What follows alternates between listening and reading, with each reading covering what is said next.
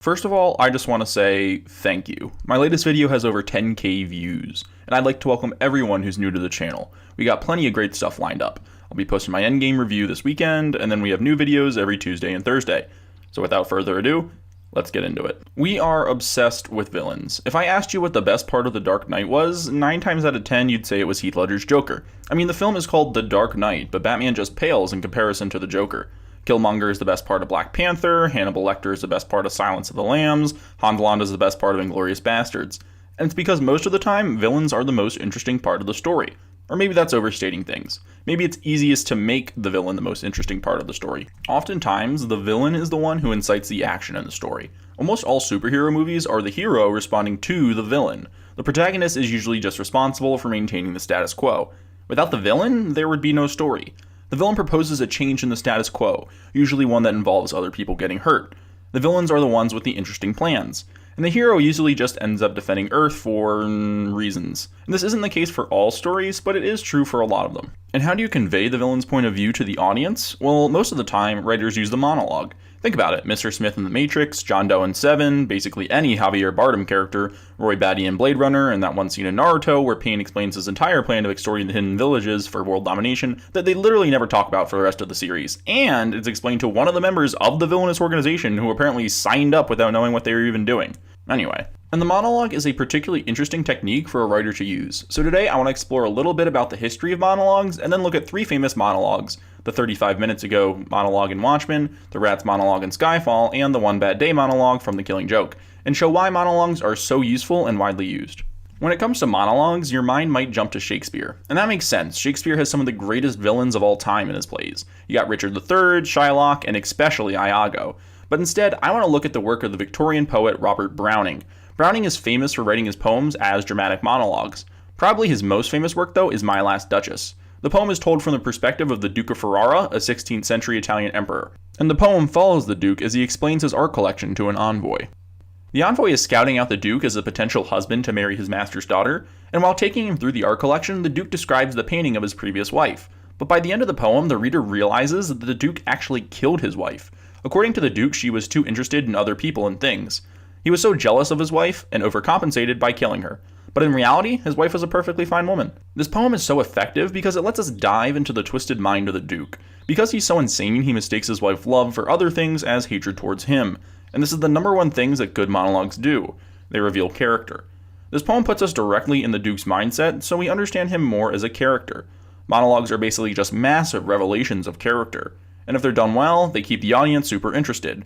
But if your character is boring, monologues are usually just a long waste of time. So let's take a look at a few of these monologues, and keep in mind what these speeches convey about the character. And let's start with Ozymandias from Watchmen. Killing millions. To save billions. A necessary crime. No, we can't let you do that. Do that, Rorschach? I'm not a comic book villain. Do you seriously think I'd explain my masterstroke to you if there were even the slightest possibility you could affect the outcome? I triggered it 35 minutes. So a lot of people think this speech is a revolutionary take on the villainous monologue, and I would agree and disagree. If you take that last line out about triggering the bomb, this is really just a classic villainous monologue. It's what I call the first type of monologue, explaining your evil plan. And just by nature of him explaining his plan, we learn a lot about Ozymandias' character. Ozymandias is the smartest man in the world, and he has worked obsessively on a plan to save humanity. He could have left plenty of people alive who he worked with on this plan. I mean, ultimately they knew little to nothing about what Ozymandias really wanted, but he couldn't take any chances, so he killed all of them. There is no loose end that Ozymandias doesn't deal with, and he already triggered the bomb, so his plan was already complete at this point. That means there is absolutely no reason why Ozymandias needs to explain his plan to Rorschach and Night Owl. There's not a strong reason not to either, but it's the fact that he chose to explain his plan that shows his character. Ozymandias has such a massive ego. I mean, if you could turn your dumb-looking superhero costume into a billion-dollar toy company, yeah, I'm sure you'd think pretty highly of yourself too. But it's in Veidt's language that we learn more about his character. Listen to his language and cadence in this scene. You're a bullshit assassin. You paid him to throw us off. Mr. Chess gave his life in the service of a higher cause, Dan. Killing millions. To save billions.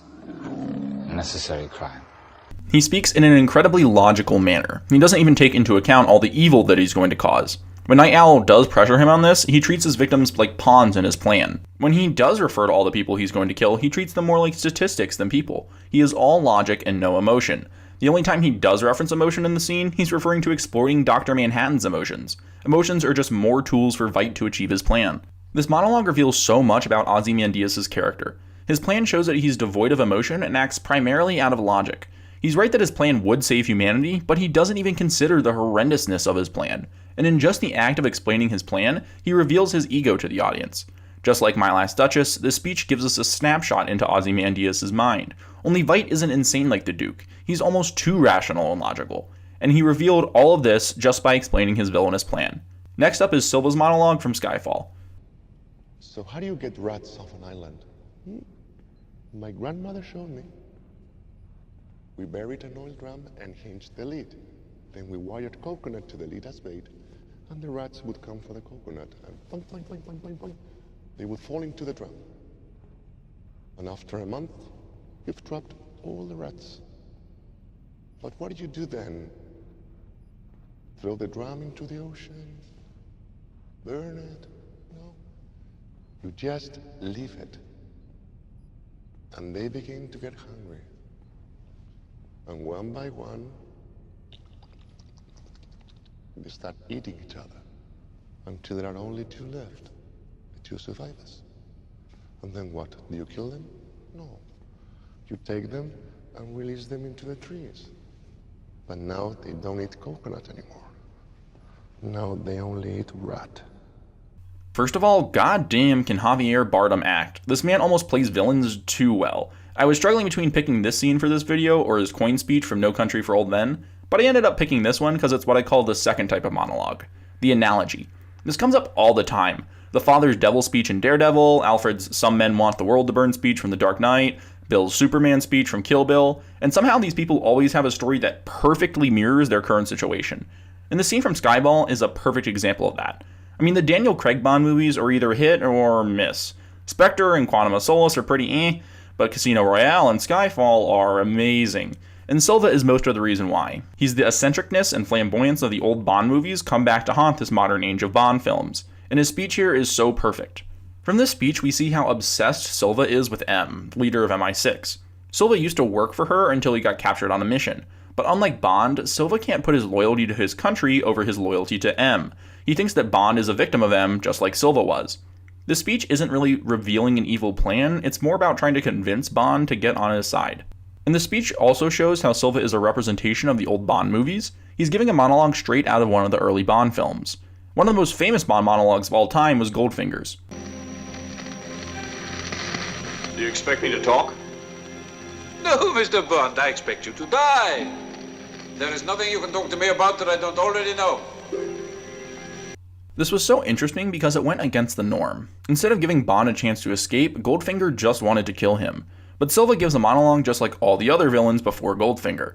Daniel Craig's Bond is a man of few words, but Silva loves to talk.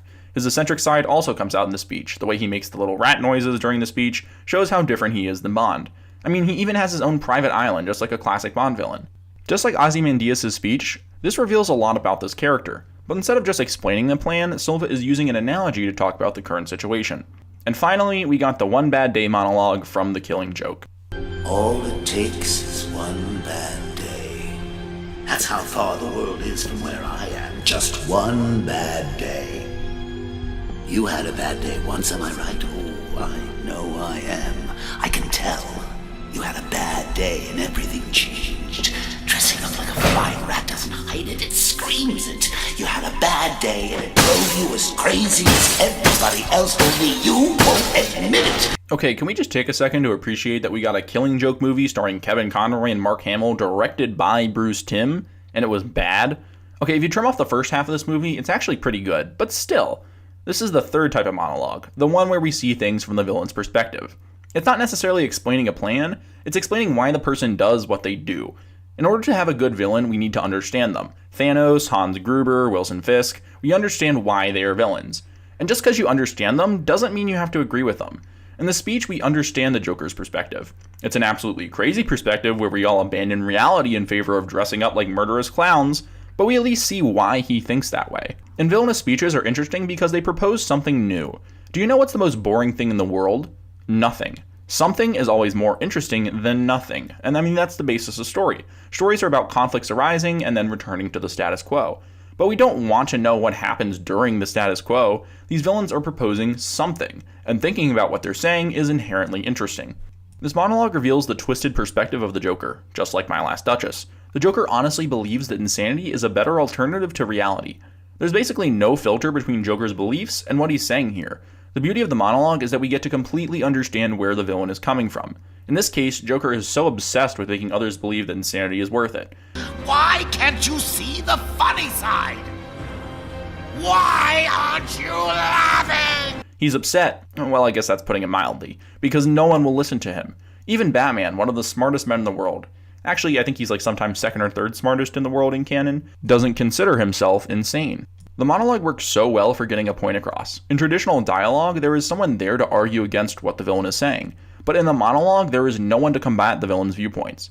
I'm sure many of you agreed a little bit with what the Joker was saying here, and that's largely because he didn't have anyone there to challenge what he's saying. Monologues make the villains more understandable. You know why Steppenwolf is a bad villain? Because in 120 minutes of screen time, we didn't get to understand a thing about him.